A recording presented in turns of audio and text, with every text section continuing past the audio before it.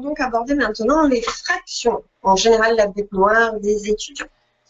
Commençons par un petit peu de vocabulaire. A sur B est une fraction. Donc une fraction, c'est le rapport de deux nombres entiers. On peut comparer une fraction à une pizza qui est découpée en plusieurs parts. Le A, le numérateur, c'est le nombre de parts qu'on a pris, et B, le dénominateur, indique combien de parts la pizza a été découpée. Attention, pour information, B ne peut jamais être égal à 0. En effet, on ne sait pas faire une division par 0. Prenez votre calculatrice, prenez votre téléphone, testez sur tout ce que vous voulez. Vous verrez que si vous faites 5 divisé par 0, bah, c'est juste impossible. Donc, une pizza, A sur B, imaginons, je décidais de découper ma pizza en 8 morceaux et j'ai mangé 3 morceaux sur les 8 de ma pizza. Voilà, ma fraction, c'est 3/8. Donc, une pizza, c'est en fait un nombre à virgule, hein, la plupart du temps, une fraction. Donc, une fraction, c'est un nombre à virgule la plupart du temps, sauf que bah, forcément, c'est beaucoup plus propre de l'écrire 3 sur 8 que de le calculer. Donc, voilà, c'est ce que je viens de dire, c'est un nombre à virgule, on l'écrit proprement dans la mesure du possible. C'est une division aussi, puisque c'est si j'écris 4 sur 8, ça veut dire que je dois diviser 4 par 8. Donc ici, ça me donnerait 0,5. Parce que c'est une valeur qui est assez correcte, hein, mais si par exemple je prends 1 sur 3, qui est aussi une fraction, 1 sur 3, c'est une fraction qui me fait une valeur qui n'est pas précise. Et d'ailleurs, si je prends 2 chiffres après la virgule, ou si je prends 5 chiffres après la virgule, je n'aurai pas forcément le même résultat si je dois multiplier après une autre valeur. Donc dans la mesure du possible, on laisse toujours un résultat sous forme de fraction pour éviter que ce résultat ne soit pas précis. Simplification de fraction. Quand on doit donner un résultat sous forme fractionnaire, il faut toujours que ce soit une fraction simplifiée ou fraction irréductible. Pour cela, il faut savoir simplifier les fractions et du coup, c'est là que ça devient intéressant de réutiliser ce qu'on a vu précédemment au niveau des nombres premiers. Prenons ici 6 sur 42. Bon. Deux méthodes possibles, soit je suis bon en table de multiplication, ce qui en général n'est pas trop le cas au début des tests psychotechniques. Et dans ce cas-là, je repère directement que 42 c'est 6 fois 7. Mais moi, je vais faire la version où je suis pas bon en table de multiplication, je ne me rappelle plus. Alors 6, je sais que c'est 2 fois 3. Aucune difficulté, tout va bien. Jusqu'à 6, on y arrivera. 42, je ne me rappelle plus, donc je vais faire une décomposition. Donc 42, je me rappelle de mes critères de divisibilité, hein, par contre, donc je vois bien que c'est un nombre pair, donc forcément divisible par 2, ce qui me fait 21. Ah mais 21, c'est 2 et 1, ça fait 3, donc c'est divisible par 3, et effectivement, c'est 3 fois 7. Ok, donc 42, c'est 2 fois 3 fois 7. Lorsque j'ai une fraction et que je n'ai que des multipliés, et seulement lorsque je n'ai que des multipliés, je peux simplifier. Je peux simplifier quand je trouve des choses en commun en haut et en bas. Exemple, ici, on voit bien que j'ai 2 sur 2. 2 sur 2, ça fait 1. Je peux donc simplifier. De la même manière, ici, ensuite, j'ai 3 sur 3. Je peux aussi simplifier, puisque 3 sur 3, ça fait toujours 1. Là, qu'est-ce qu'il me reste? Il me reste rien en haut et 7 en bas. Pour information, Harry Potter et les maths ne sont pas copains. Donc, par magie, le 7 ne va pas passer d'en bas à en haut, c'est impossible. S'il est en bas, il est en bas. S'il est en haut, il est en haut. Là, en l'occurrence, il est en bas. Quand j'ai rien en haut d'une fraction, il faut savoir que j'ai l'élément neutre de la multiplication, à savoir 1. Du coup, cette fraction revient à 1 sur 7. Là, ma fraction est simplifiée, irréductible, j'ai fini. Passons maintenant à la fraction d'une valeur. Petit énoncé. Paul paye comptant les 3/4 d'une facture de 1 600 €. Calculez le montant du versement. Dans la théorie, le calcul, vous l'avez ci-dessous, 1600 fois 3/4. Dans la pratique, quand il s'agit de tests psychotechniques, le but du jeu est toujours de réfléchir avant de foncer dans le tas dans les calculs. Alors au début, pour le moment, vous n'avez pas l'habitude de prendre cette mentalité-là, mais je vous demande de faire très attention à chaque fois que vous avez des calculs. avant de rentrer direct dans le calcul, réfléchissez, dites-vous, est-ce que je ne peux pas simplifier? 9 fois sur 10, bien sûr que si, on peut simplifier. Ici, par exemple, au lieu de mettre 600, donc 16, on est d'accord que c'est 4 fois 4. Donc, une autre façon d'écrire 1600, c'est 4 fois 400. On est d'accord que 4 fois 4, ça fait bien 16, j'ai donc 1600. Je continue avec mon 3 quarts. Ah, mais du coup, qu'est-ce qui se passe? Alors, ça, c'est exactement la même chose que si j'avais un seul trait ici et 4 fois 400 fois 3 sur 4. Et là, du coup, qu'est-ce que je peux faire? Hop, hop. Je peux simplifier et du coup, il ne me reste plus que 3 fois 4, 12 et je rajoute mes 2 zéros. C'est quand même beaucoup plus simple d'avoir à juste multiplier 400 par 3 que d'avoir à faire, si je fais la technique bourrine, entre guillemets, c'est je fais quoi? Je multiplie 1600 par 3 et ensuite, je dois le diviser par 4. Donc là, bien entendu, déjà, je ne vois pas forcément la simplification et du coup, forcément, je fais des plus gros calculs. Donc, avant d'attaquer des multiplications, faites toujours d'abord les divisions dans la mesure du possible et en utilisant la décomposition parce que du coup, vous aurez des calculs beaucoup plus simples. Voilà pour la fraction d'une valeur. Passons maintenant aux additions et soustractions de fractions. Pour additionner ou soustraire des fractions, elles doivent avoir forcément le même dénominateur. Le dénominateur, je le rappelle, c'est celui du bas. Comment faire? Encore une fois, il existe deux méthodes. La méthode directe où je ne réfléchis pas, je prends les gros chiffres, mais plus je prends des gros chiffres, plus j'ai de risque de faire d'erreur. Et la méthode où je réfléchis un petit peu d'abord, et du coup, je prends des petits chiffres et moins de risque. Je vais bien entendu vous montrer les deux. Dans la mesure du possible, si vous comprenez la méthode en utilisant les plus petites valeurs, c'est mieux parce que c'est toujours pareil. Plus vous prenez des chiffres petits, moins vous aurez de risque de faire des erreurs de calcul. Et quand on est pressé, surtout en test psycho, on est toujours pressé, c'est toujours mieux d'avoir des petites valeurs et de prendre moins de risques par rapport au calcul que vous effectuez. Bien, alors pour commencer, il va falloir que je mette 4 septièmes et 6 demi au même dénominateur. Quel est le dénominateur commun de 7 et de 2? Ah, forcément, j'ai pas trop le choix, c'est 2 fois 7, 14. Du coup, je vais prendre ma première fraction, 4 sur 7, je vais la multiplier par 2 sur 2. Je vais ensuite prendre ma seconde fraction, 6 sur 2, et je vais la multiplier cette fois par 7 sur 7. Du coup, qu'est-ce que ça me donne? Alors, pour multiplier des fractions, c'est pas compliqué. Ce qui est en haut se multiplie entre eux, et ce qui est en bas se multiplie entre eux. Du coup, 2 fois 4, ça donne 8. 2 fois 7, 14. Qu'est-ce que j'ai ensuite? 6 fois 7, 42. Et toujours 2 fois 7, 14. Maintenant, je peux traiter un seul trait de fraction ici, puisque j'ai 8 parts sur 14 de pizza, auquel je vais ajouter 42 parts de pizza. Alors, ça fait beaucoup de pizza, on est bien d'accord. Du coup, 48 plus 2, 50 sur 14. Voilà pour la première. Ici, on n'avait pas de dénominateur commun entre les deux. Quand on fait des fractions comme ça, le but du jeu, c'est de trouver le PPCM, quand on peut. Pour la suivante, je vais justement utiliser le PPCM. Au lieu de multiplier la première fraction par 4 et la seconde par 6, je vais aller les décomposer un petit peu. Comme ça, je trouverai ce qu'il y a en commun et au moins, je prendrai tout simplement le PPCM et pas 6 fois 4, 24. Donc 6, c'est 2 fois 3. 4, c'est 2 fois 2. Du coup, quel est le PPCM de 6 et 4?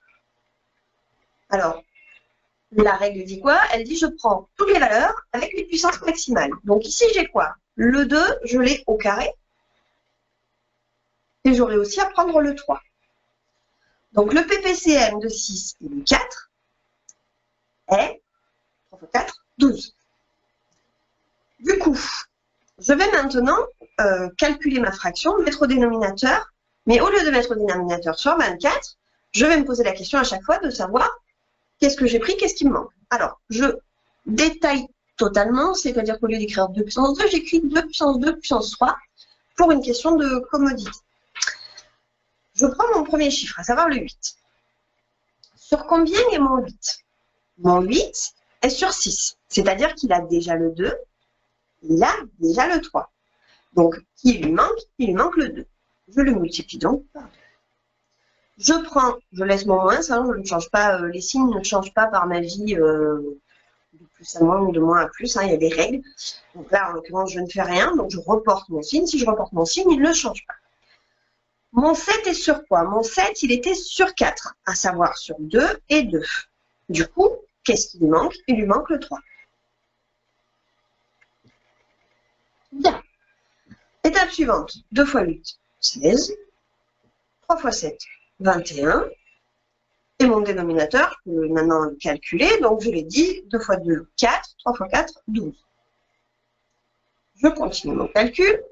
Alors, petit rappel sur les nombres relatifs. Qu'est-ce qu'on a dit? On a dit que quand on a un nombre positif et un nombre négatif, on détermine déjà le plus grand pour savoir le signe du résultat. Donc, ici, le plus grand, c'est 21. Donc, mon résultat sera négatif. Et puis ensuite, l'opération que je fais, c'est 21 moins 16, ce qui me fait 5. Moins 5 sur 12. Voilà mon résultat. Si je n'avais pas appliqué si je n'avais pas utilisé le PPCM. Alors, si je n'avais pas utilisé le PPCM, du coup, j'aurais fait quoi? J'aurais fait 8 sur 6 multiplié par 4 sur 4, moins 7 sur 4 multiplié par 6 sur 6. Ce qui me donne 8 fois 4, 32, sur 6 fois 4, 24, moins 6 fois 7, 42, sur 24 aussi. Donc après, pareil, hein, j'applique la même règle. Du coup, le plus grand des deux, c'est le chiffre négatif, donc le résultat sera négatif. 42 moins 32, ça fait 10, et du coup, sur 24. Le résultat est le même, sauf que là, il ne faut pas que j'oublie de simplifier. Si j'oublie de simplifier, forcément, le résultat, ce n'est pas le résultat attendu, donc c'est faux. Attention, c'est dommage de perdre des points quand on a la bonne réponse. Voilà pour la simplification de fractions. Passons maintenant à la multiplication de fractions. La règle dit qu'il suffit de multiplier les numérateurs entre eux et les dénominateurs entre eux. Mais d'abord et avant tout, encore une fois, avant de foncer dans le tas, en test psycho, le but du jeu, c'est toujours de simplifier. Pour information, quand j'ai une multiplication comme ça, je peux faire un seul trait et tous multiplier en haut et tous multiplier en bas. C'est pareil. Ici, je vais décomposer. Du coup, mon 44 va devenir 4 fois 11. Et mon 24, un 3 fois 8. Je laisse mon 8 en bas. Et mon 14 devient un 2 fois 7. Ok, première étape, je peux simplifier mes 8. Maintenant ici, est-ce que j'ai plus rien à simplifier? Si, j'ai encore mon 4 avec mon 2 qui peuvent se simplifier. Du coup, je refais mon trait, je retransforme mon 4 en 2 fois 2, je garde mon 11, je garde mon 3. Et en bas, j'ai toujours 2 fois 7. Je simplifie. Maintenant, je peux effectuer le calcul. Tous les nombres premiers que j'ai sont distincts. On est d'accord, j'ai 2, j'ai 3, j'ai 7 et j'ai 11. Donc, je ne pourrai rien simplifier de plus puisque je n'ai aucun nombre premier en commun entre le numérateur et le dénominateur. Donc, je vais calculer. Pour calculer comment je procède, 3 fois 2, 6, 6 fois 11, 66. 66 divisé par 7. Voilà mon résultat et je sais que cette fraction est irréductible. Passons maintenant à la division de fractions. Il faut savoir que diviser une fraction par une autre, ça équivaut à multiplier la première par l'inverse de la seconde. Autrement dit, je réécris ma première fraction, je transforme mon divisé en multiplié et je tourne ma seconde fraction. Mon 8 sixième devient 6 huitièmes. Encore une fois, attention, ne fonce pas dans les calculs tête baissée. 6, c'est 2 fois 3. 4, c'est 2 fois 2. Et je laisse mon 8. J'obtiens donc 3 sur 16, fraction irréductible. Voilà pour la division. Nous allons maintenant passer aux exercices pour mettre tout ça en pratique. Premier calcul, 7 cinquièmes divisé par 12/15. À vous de jouer.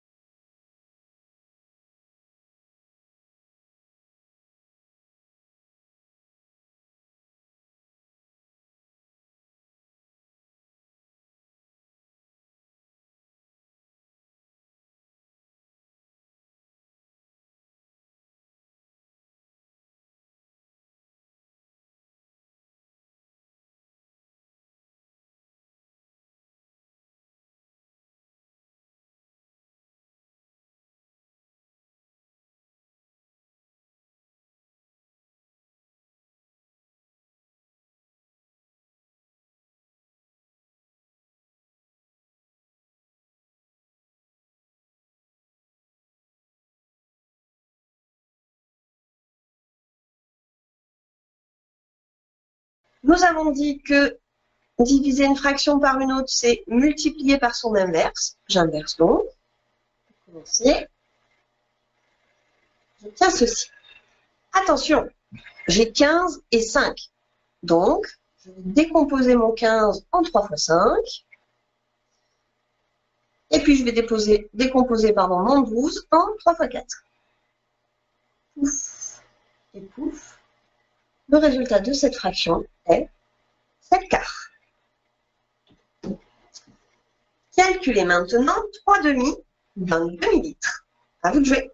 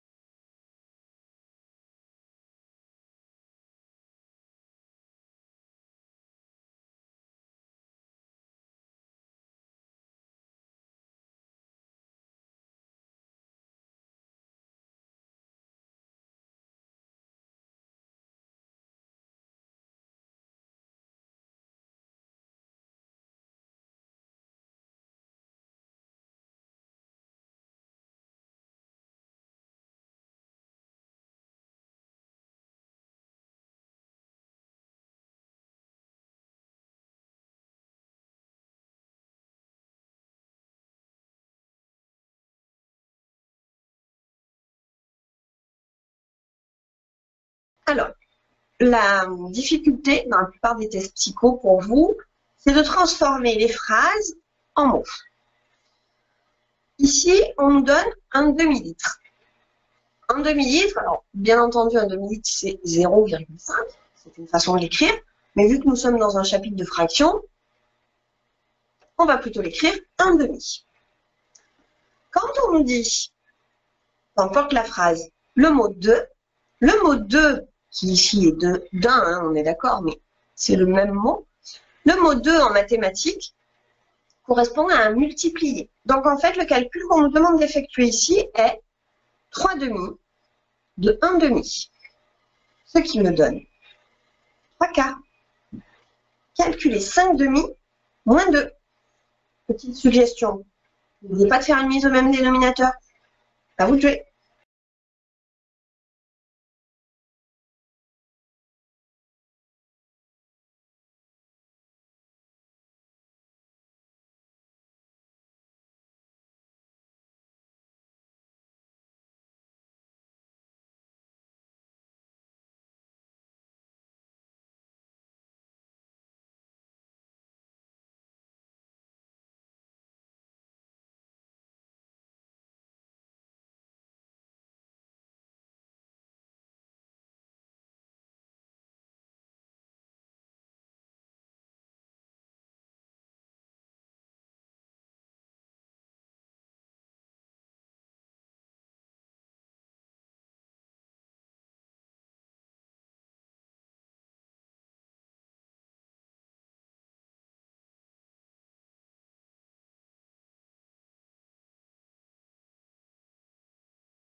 Mettons donc le 2 au même dénominateur que le 5 demi. Donc ça veut dire que le 2 est donc multiplié par 2 sur 2.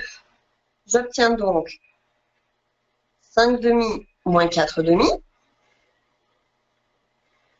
ce qui me fait 5 moins 4 sur 2, ce qui me donne un demi.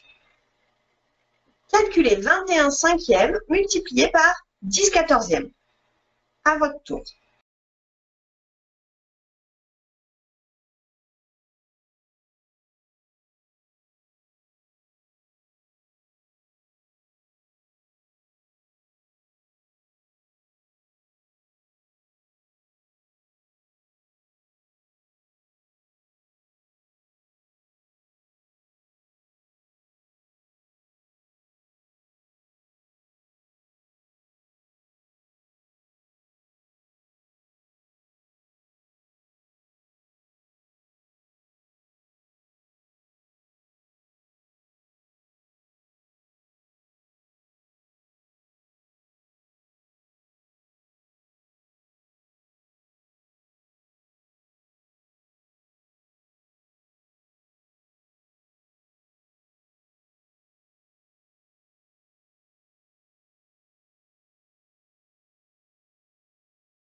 Ici, il faut simplifier. Nous avons 21 qui correspond à 3 fois 7. Quand je simplifie avec des multiplications, je fais toujours de la décomposition de nombres premiers, au moins je suis tranquille.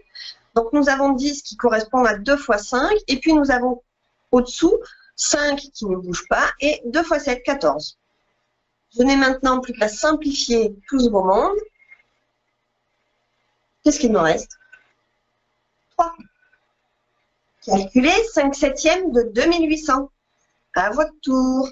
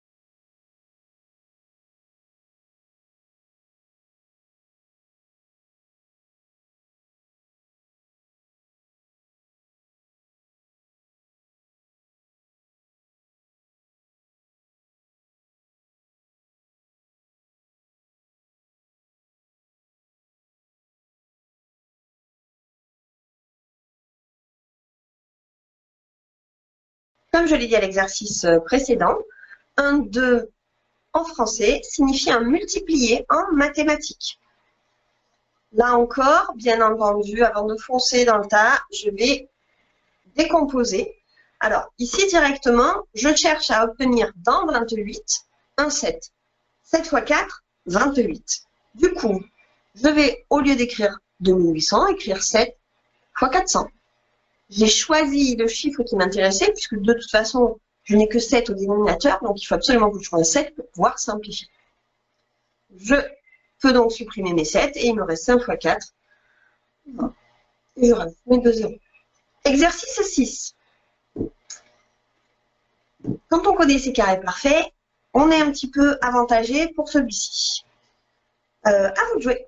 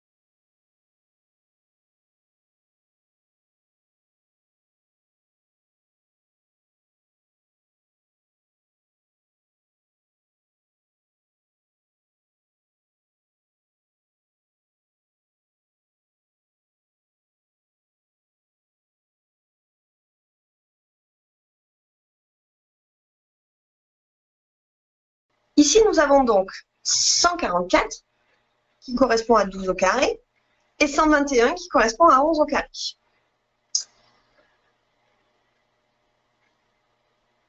Nous avons aussi 66 qui correspond à 6 fois 11. Et puis nous avons enfin 81 qui correspond à 9 au carré, donc 3 au carré fois 3 au carré. Je peux d'ores et déjà simplifier les 11. Ensuite, je vais redécomposer mes 12, sachant que 12, c'est 3 fois 4. J'ai donc 3 fois 4 fois 3 fois 4. Je décompose aussi mon 6 qui est 3 fois 2. Il me reste un 11 en bas et j'ai 4 3 puisque j'ai 2 fois 3 au carré. Je simplifie 1, 2, 3, 1, 2, 3. Que me reste-t-il? Il me reste 4 fois 4, 16. 2 fois 16, 32. Divisé par 33. Et je sais que cette fraction est irréductible. Parmi ces chiffres, lequel est égal à 3 douzièmes? À vous de jouer.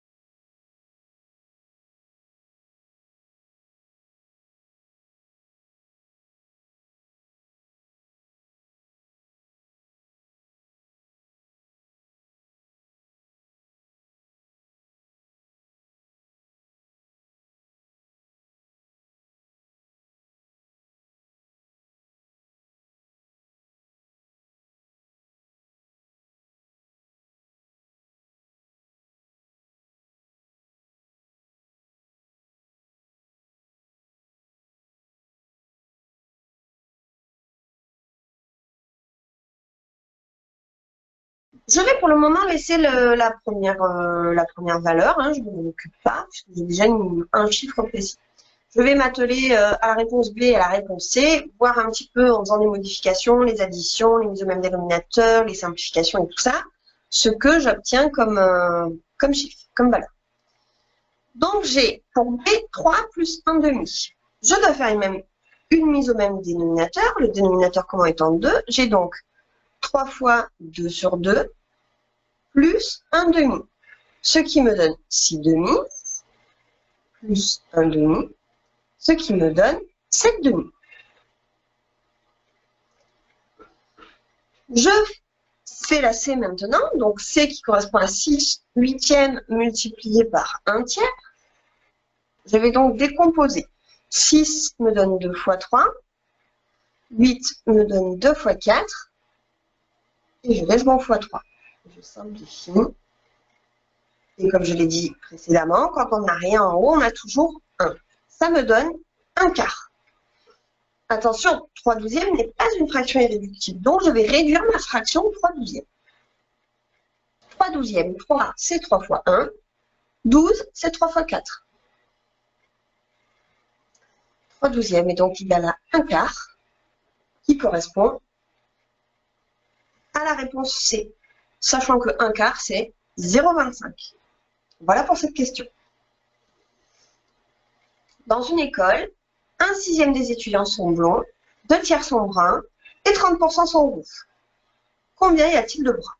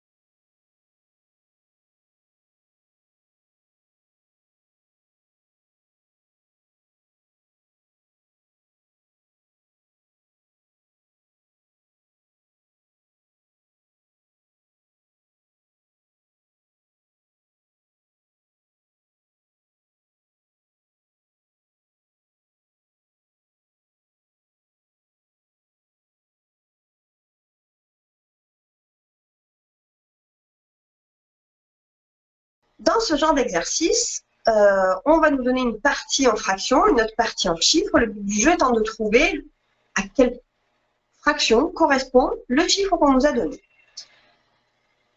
Nous avons donc un sixième d'étudiants qui sont blonds, auxquels doivent s'ajouter 2 tiers qui sont bruns. Mise au même dénominateur, le dénominateur commun va être 6, je ne touche pas à mon 1. Mon 2 qui est sur 3 doit passer sur 6, donc il va être multiplié par 2. Ce qui me donne 2 fois 2, 4, 1 plus 4 sur 6, ce qui me donne 5 sixièmes. Les blonds et les bruns représentent 5 sixièmes. Mais du coup, pour arriver à la fin de ma part de pizza, on est d'accord qu'il me manque 1 sixième. 1 sixième, ça correspond à 30. Donc, si 1 sixième correspond à 30, sachant que mes bruns sont 2 tiers. 2 tiers, je veux le mettre sur 6.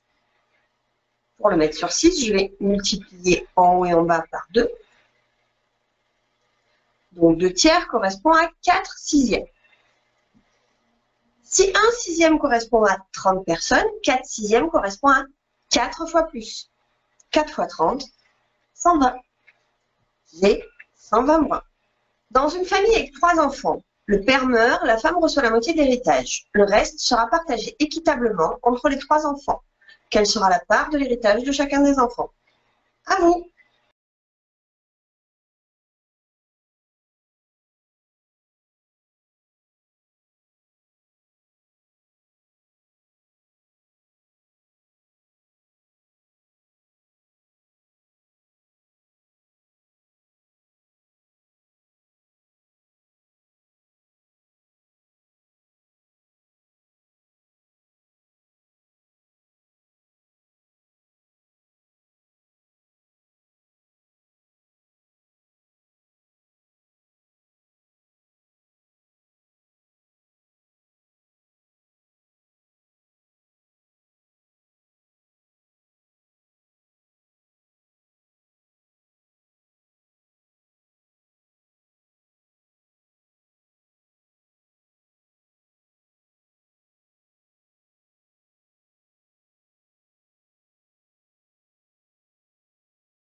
Si la femme reçoit la moitié de l'héritage, cela sous-entend que le reste de l'autre moitié de l'héritage sera partagé entre les 3 enfants. Donc, j'ai un demi-héritage qui doit être divisé par 3.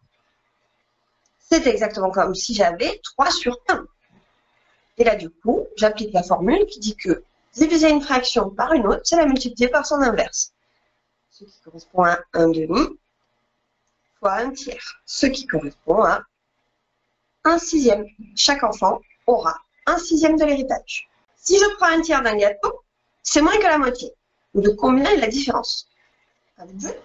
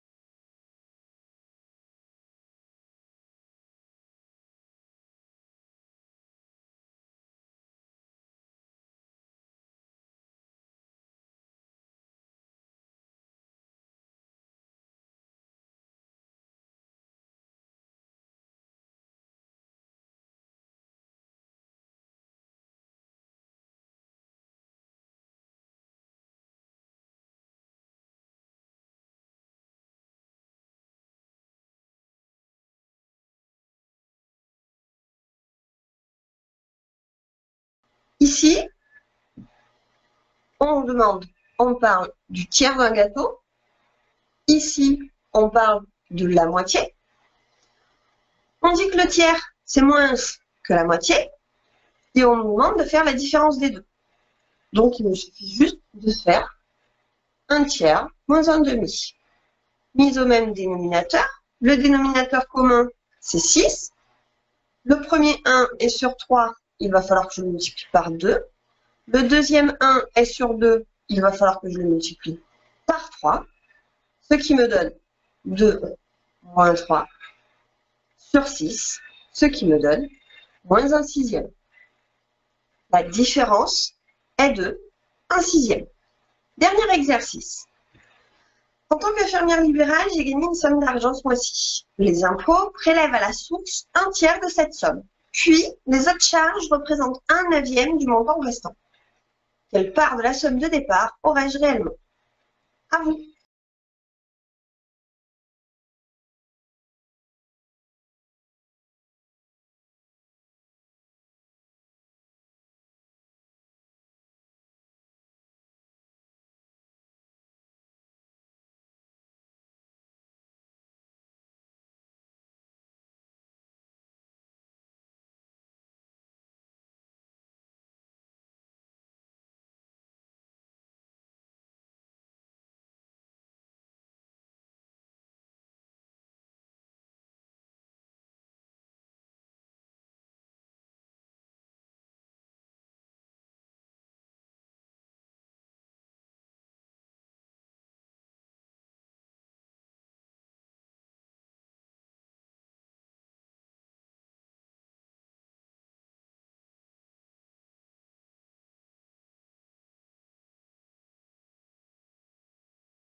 Si les impôts me prélèvent 1/3, ça sous-entend qu'il ne me reste plus que 2/3.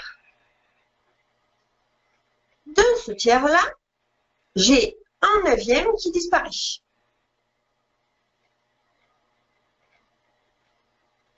Ce qui me donne 2/27. Donc 2/27, ça correspond aux autres charges. OK? Je vais donc maintenant additionner ce 2/27 au tiers de départ qu'on m'a déjà emprunté, qu'on m'a déjà pris. Mise au même dénominateur. 3 fois 9, 27.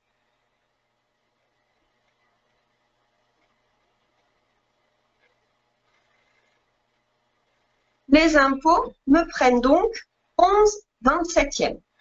Pour savoir combien il me reste de ma somme de départ, bien entendu, c'est 27/27, auquel je vais enlever mes 11/27.